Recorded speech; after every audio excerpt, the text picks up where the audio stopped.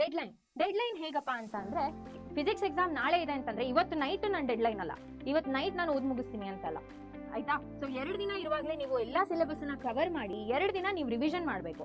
ಅದಕ್ಕೆ ಡೆಡ್ಲೈನ್ ಅಂತ ಕರಿತೀವಿ. ಡೆಡ್ಲೈನು ಅಂತಂದ್ರೆ ನಾಳೆ ಎಕ್ಸಾಮ್ ಇದೆ, ಇವತ್ತು ನೈಟ್ ನಂದು ಡೆಡ್ಲೈನು, ಇವತ್ತು ನೈಟ್ ಒಳಗಡೆ ಎಲ್ಲ ಮುಗಿಸ್ತೀನಿ, ಅದು ಎಲ್ಲರೂ ಮಾಡ್ತಾರೆ. So how do you stand out?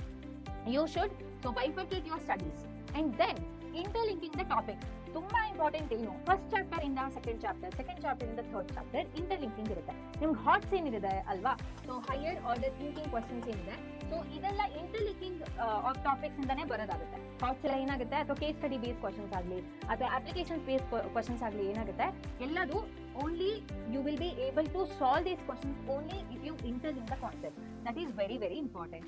ಇದು ಏನು ಕೆಮಿಸ್ಟ್ರಿ ಮಾತ್ರ ಅಲ್ಲ, ಈ ಪ್ರತಿಯೊಂದು ಸಬ್ಜೆಕ್ಟ್ ಅಲ್ಲೂ ಅಪ್ಲೈ ಆಗುತ್ತೆ. ಓಕೆ, ಸ್ಟಡಿ ಸ್ಪೇಸ್, ನೀವು ಕೂರೋ ಜಾಗ ಎಲ್ಲಿ ನೀವು ಓದ್ತೀರಾ ಅಲ್ವಾ, so create A space that's free of distraction. ನಿಮ್ಮ ಸ್ಟಡಿ ಮಟೀರಿಯಲ್ಸ್ ಏನಿದೆ ಅಷ್ಟೇ ಇರಬೇಕು. ಸೊ ಹಾಲಲ್ಲಿ ಕೂತ್ಕೊಂಡು ಟಿವಿ ಎದುರುಗಡೆ ಓದೋದಾಗ್ಲಿ, ಯಾಕೆ ಇನ್ನೊಬ್ರು ಮಂದಿ ಯಾರು ಟಿವಿ ಹಾಕಿದ್ರೆ ನಿಮ್ಗೆ ಡಿಸ್ಟ್ರಾಕ್ಟ್ ಆಗುತ್ತೆ ಆಬ್ವಿಯಸ್ಲಿ, ಹೌದಾ? ಅದು ನಿಮ್ಮ ಫೋನನ್ನ ಪಕ್ಕದಲ್ಲಿ ಇಟ್ಕೊಂಡು ಓದೋದಾಗ್ಲಿ, ಆ ತರ ಮಾಡಬಾರ್ದು. ಎಲ್ಲದನ್ನು ದೂರ ಮಾಡಿ ನಿಮ್ಮ ಬುಕ್ಕು, ನೀವು, ನಿಮ್ಮ ಪೆನ್ಸು, ನಿಮ್ಗೆ